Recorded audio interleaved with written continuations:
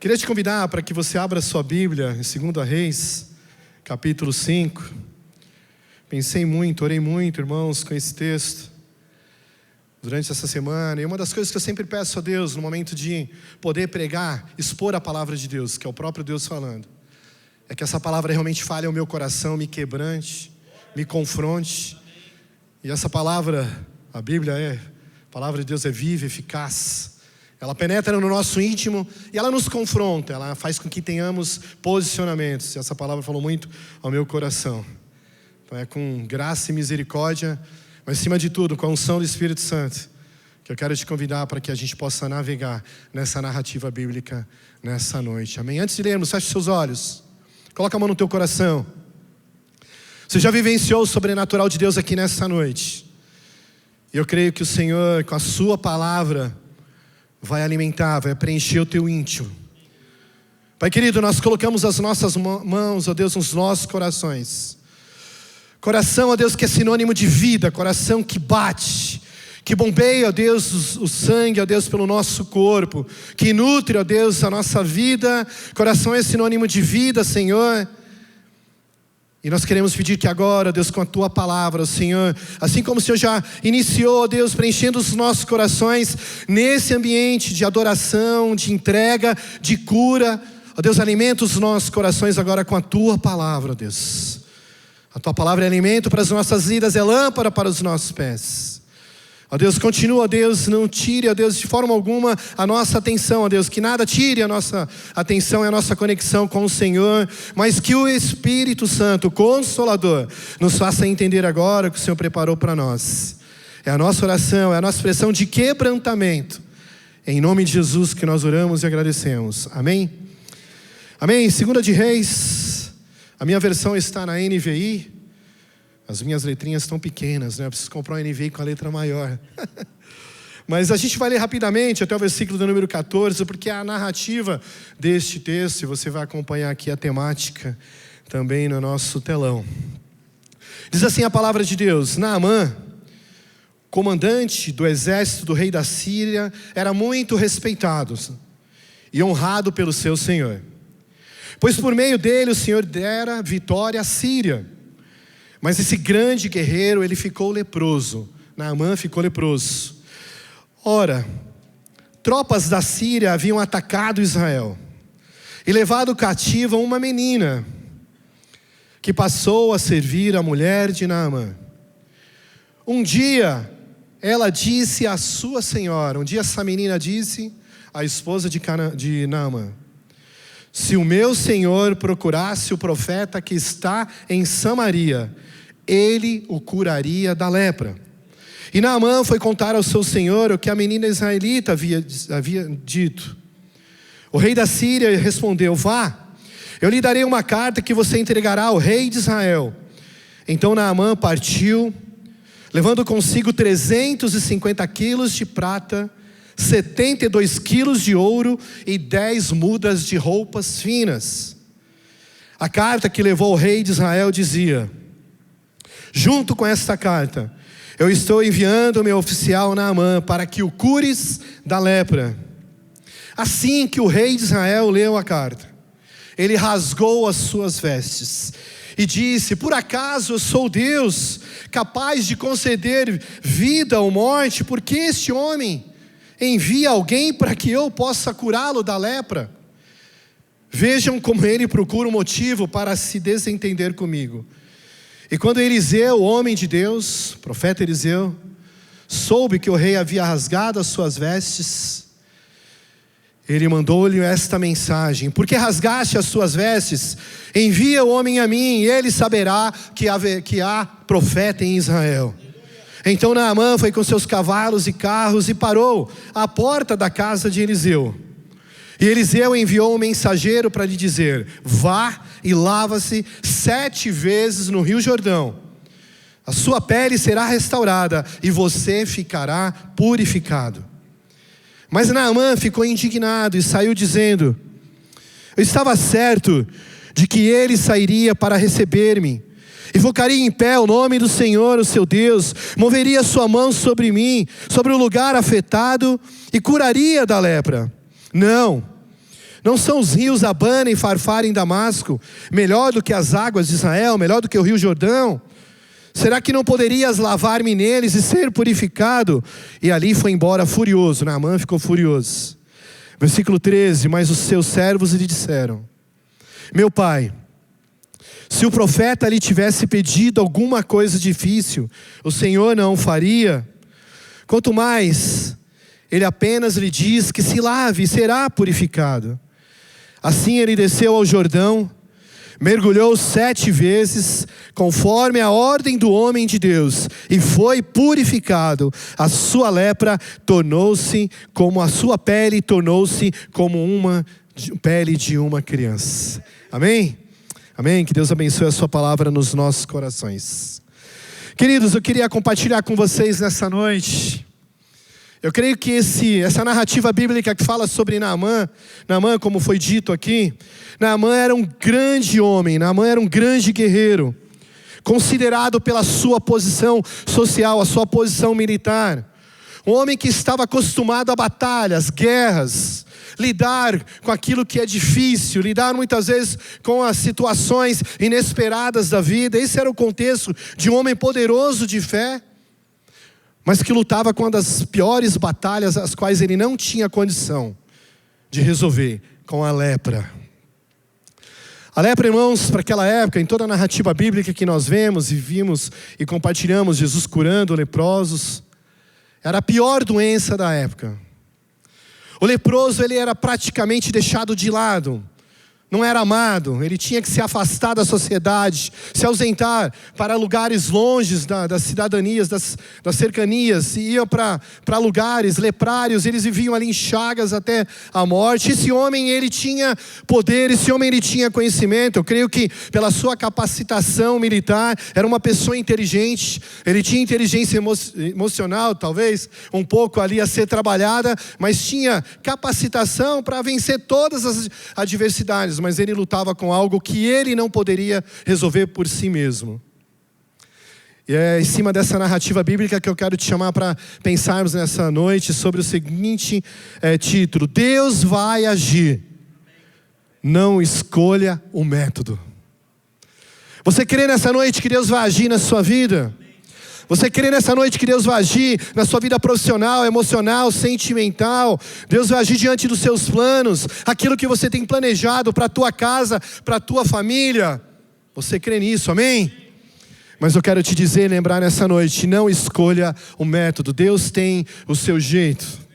Deus tem o seu jeitão de lidar com cada um de nós. Eu sempre falo que Deus tem um jeito peculiar a lidar comigo. Ele me confronta, Ele puxa as minhas orelhas, Ele me faz realmente eu me sentir realmente como eu devo me sentir, pequeno, para que Ele cresça.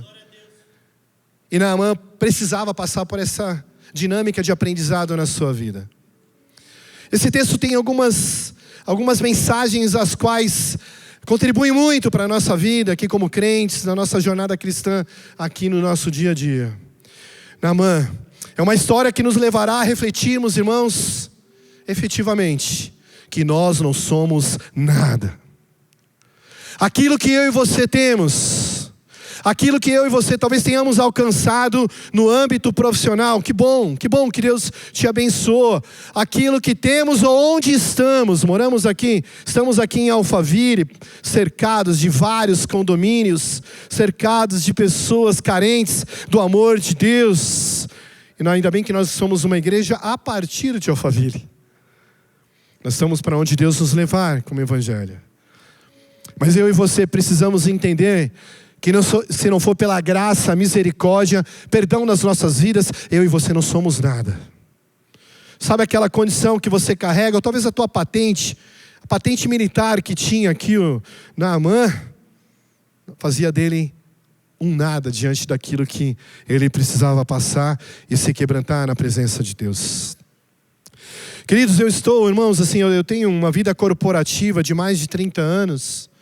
Daqui a pouco eu estou quase me aposentando, viu, pastor Fernando? Eu já vi de tudo. Mas eu sou muito grato a Deus. Porque eu entendi que também o meu ministério, algumas pessoas me perguntam, pastor Fischer, por que você não foi em tempo integral? Eu falo, olha, Deus trabalha com cada um. Mas eu tenho entendido nos últimos anos que o meu lugar de trabalho é o meu local de missões. com quem eu sou, com as minhas decisões, com as pessoas as quais eu influencio, com as pessoas as quais eu influencio também do ponto de vista social, de cuidado. A empresa, a organização te usa, irmão, para você ser alguém, um agente de mudança, aonde você está. Mas nessa dinâmica profissional, não muito diferente, eu creio que na maioria de vocês, a gente tem visto quanta arrogância. Quantas, situações de posicionamento que as pessoas tomam atitudes pela formação que elas têm, pelo MBA que elas alcançaram, pelo segundo, terceiro idioma as quais elas falam, e muitas vezes elas se colocam superiores aos outros. Eu quero dizer a você nessa noite que eu e você não somos nada. O seu currículo te ajuda a caminhar aqui numa vida terrena melhor, mas não é nada diante do Senhor, se nós não nos quebrantarmos diante do Senhor. Essa trajetória, essa narrativa bíblica, irmãos, ela nos leva a refletirmos sobre algumas verdades. A primeira delas, e eu já dei aqui o spoiler para nós pensarmos, é a realidade da fragilidade humana. Queridos, eu e você somos tão frágeis. Nós não sabemos o que vai acontecer nos minutos seguintes. Nós não sabemos o que vai acontecer na hora seguinte. Nós não sabemos se acordaremos amanhã. É a fragilidade da raça humana. Naamã lutava com um dos maiores problemas do seu tempo. E ele não podia resolver com a sua capacidade, com o seu ser. Ele precisava passar por uma experiência. Mas Deus tinha o seu método a ser ensinado a Naamã, assim como Deus nos traz a pensarmos nessa noite, que Deus tem o seu método para a minha vida e para a sua. Amém? A realidade da fragilidade humana é uma das primeiras mensagens e verdades que eu quero lembrar a você aqui nessa noite. Irmãos, nós vivemos numa metrópole permeada de tantas circunstâncias. A gente vê aí pelas mídias, pelos canais de TV, violência, uma série de coisas. Eu e você estamos suscetíveis a tanta coisa. Somos frágeis, mas Deus está agindo na sua vida. Amém? Você tem essa sensibilidade do Deus que cuida, do Deus que te protege no caminho ali do trabalho, do Deus que te protege quando você está no trabalho e precisa tomar decisões críticas em favor daquele negócio, ou você que é empreendedor, ou você que já está aposentado, pensionista, glórias a Deus por isso, e você precisa ter inteligência financeira para cuidar das suas coisas. Eu quero te dizer que Deus continua ali agindo na sua vida. E a realidade de cada um de nós. Quando a gente olha para o texto, irmãos, nós olhamos um outro aprendizado que eu quero compartilhar. Além de refletirmos sobre a fragilidade e reconhecermos que eu e você não somos nada. Existe nessa história de Naamã alguém que tinha todos os motivos para se deixar levar pelos problemas da vida, pela tristeza, pela angústia, mas Deus usou uma garota que o texto diz improvável. O texto diz a partir do versículo 2, que as tropas da Síria haviam levado para a Síria uma menina cativa. Talvez essa ideia de cativeiro está muito clara na sua mente e na minha mente, pelo que tem acontecido ali em Israel, na faixa de Gaza. Então essa menina judia, ela foi levada para a Síria. A Bíblia não fala qual a idade que ela tem, mas ela era muito nova, irmãos. O que é sair do leito, o que é sair da sua casa, o que é sair do berço ali natal, da sua família, ir para um outro lugar. E aqui o texto bíblico lembra. E muitas vezes nós damos ênfase não somente aos 7 mergulhos de Naamã, mas esquecemos que Deus usa pessoas dentro desse processo para que a Naamã pudesse entender que Deus é um Deus que age de uma forma sobrenatural, mas completa. Talvez eu e você, irmãos, temos vivenciado problemas iguais ao de Naamã. Naamã tinha um problema que era físico e todo mundo via, uma lepra na sua pele visível.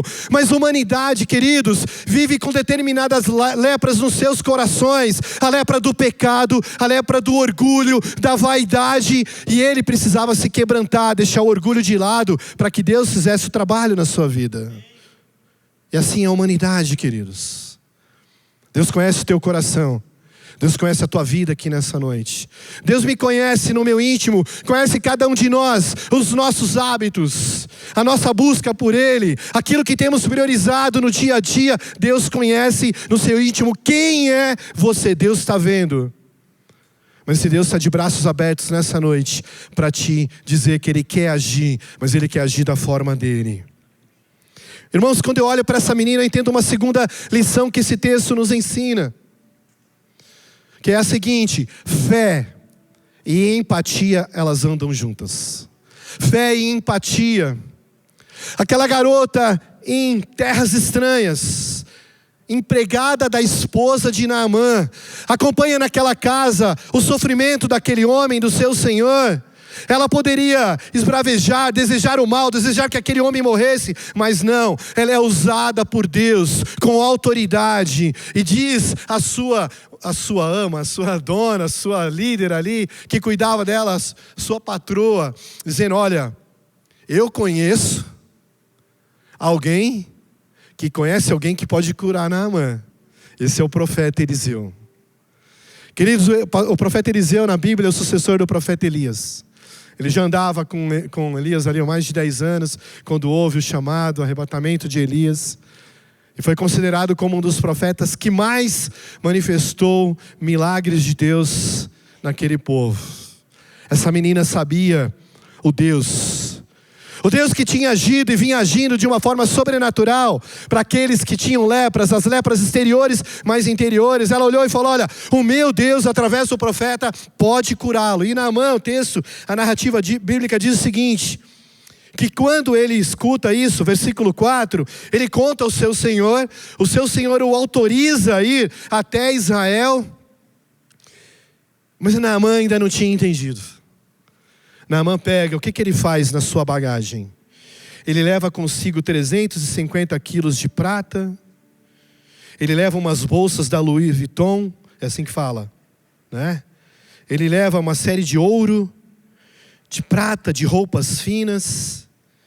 E queridos, estudiosos dizem que mais ou menos o que ele levava em avaliação era por volta de 3 milhões de dólares. A somatória de tudo isso. Mais ou menos, o que estava na cabeça dele é: eu vou para aquele lugar, eu pago o que precisa acontecer comigo e eu volto.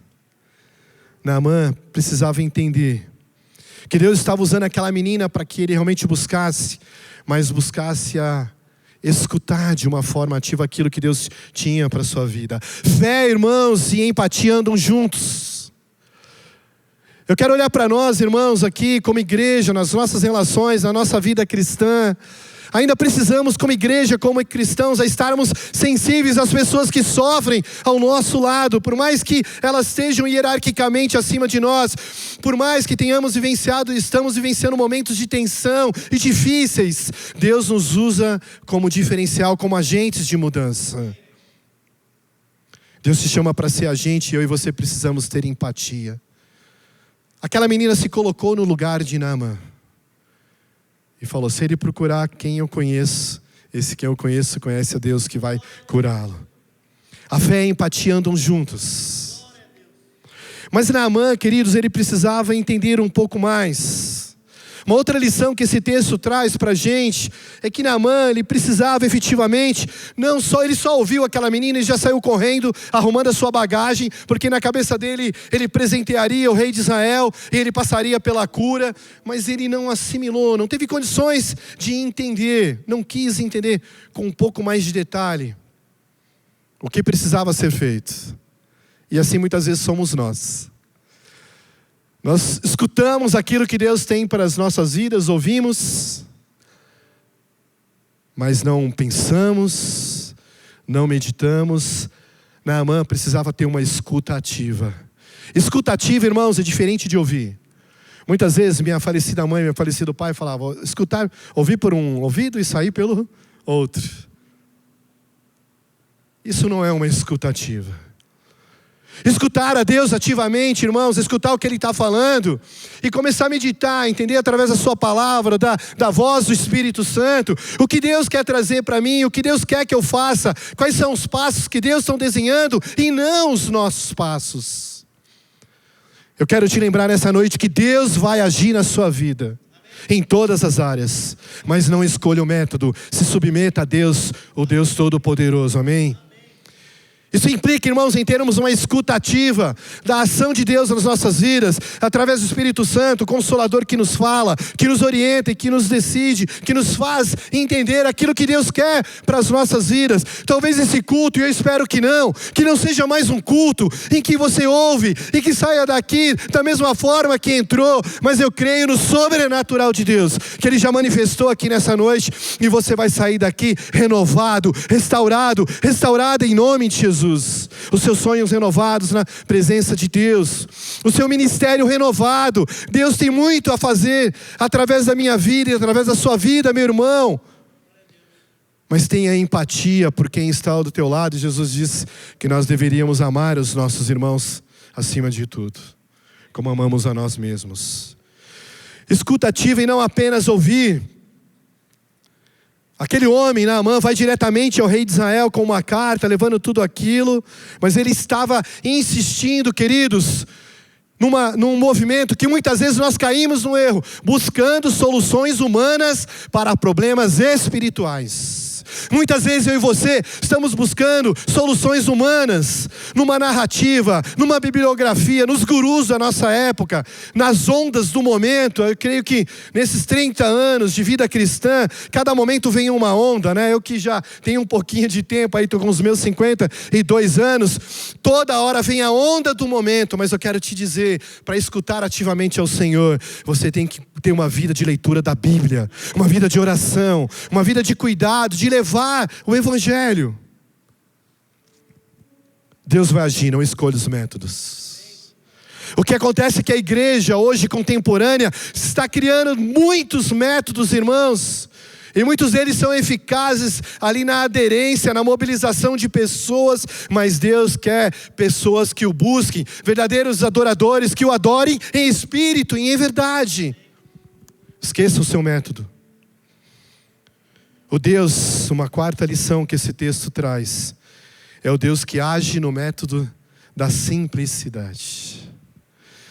Queridos, eu falava aqui ontem, eu completei 11 meses da minha cirurgia do câncer. Se você não sabe, eu fui curado por Jesus há 11 meses atrás, amém?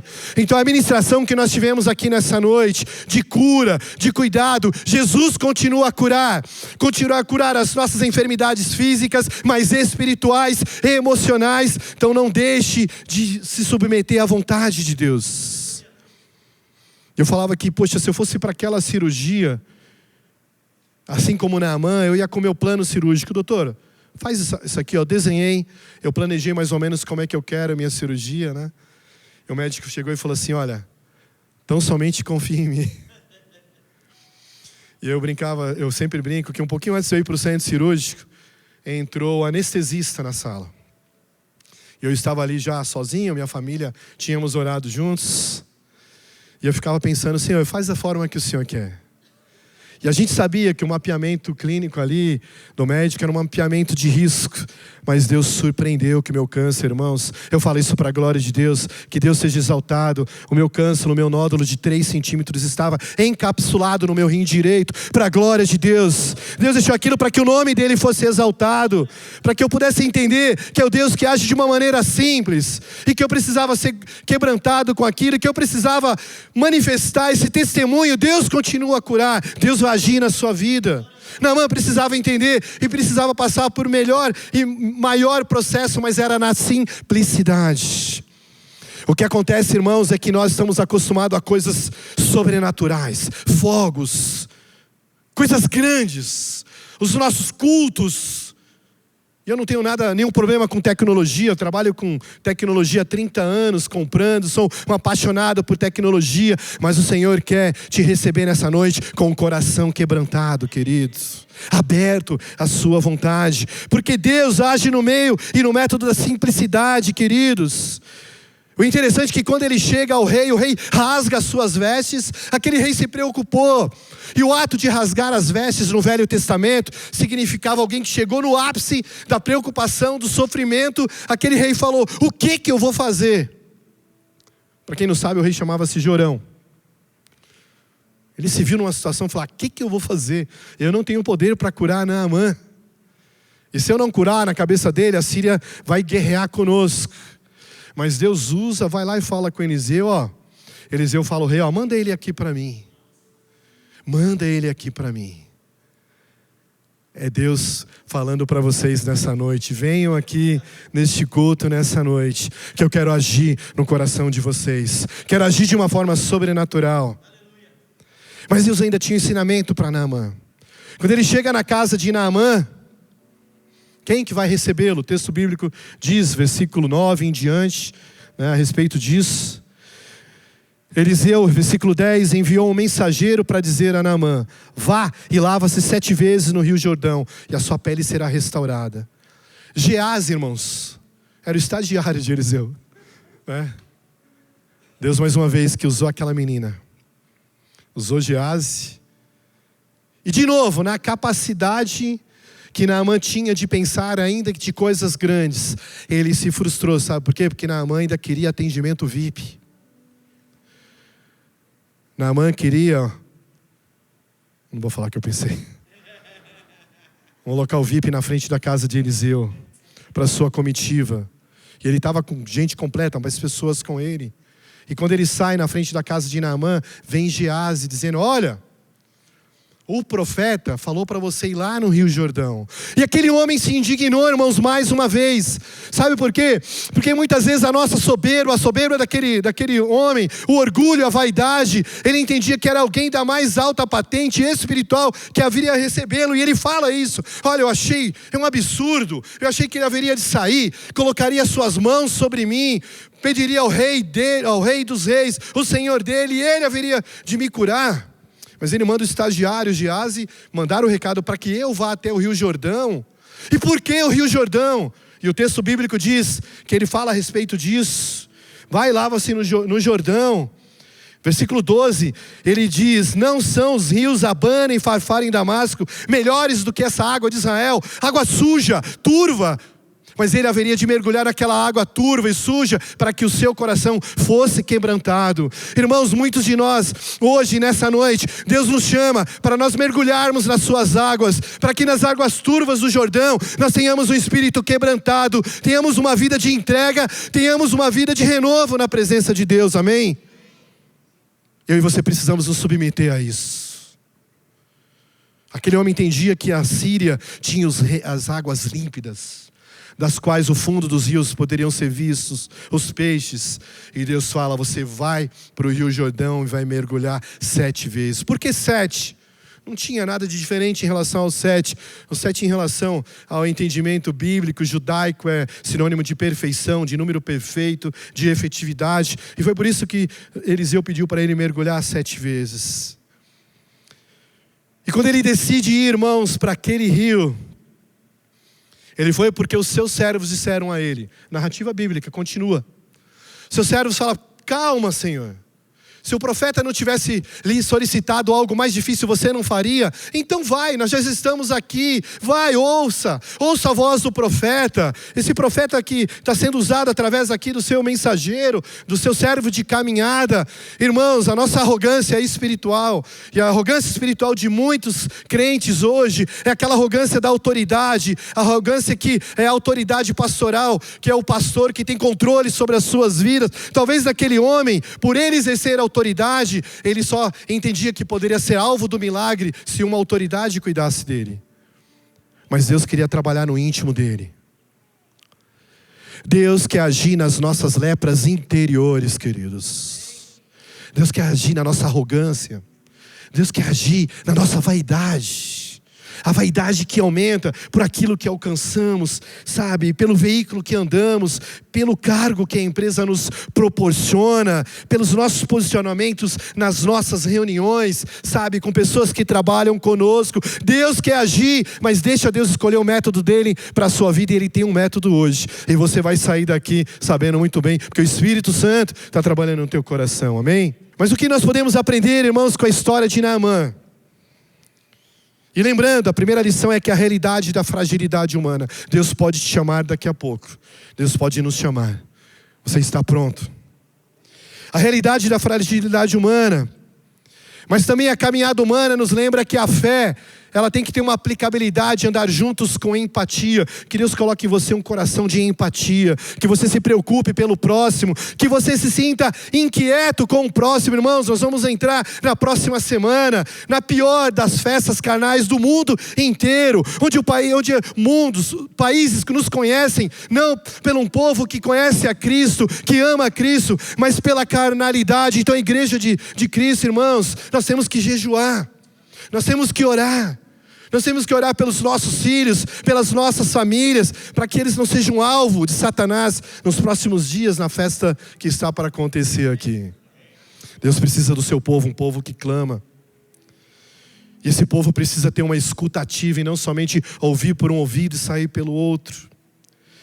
Deixa eu te curar nessa noite, te curar emocionalmente, tirar toda a arrogância, todo o pecado que ainda te norteia e te envolve, para que eu seja o teu Deus e você seja o meu filho e a minha filha. Nós vamos cantar agora. Faça dessa canção e desse momento uma entrega na plenitude do teu coração, mas também de você se colocar em dia com o Senhor Jesus. Se é hora de você pedir perdão, que você peça agora. Não deixe para depois, pois a realidade da fragilidade das nossas vidas, nós não sabemos onde estaremos.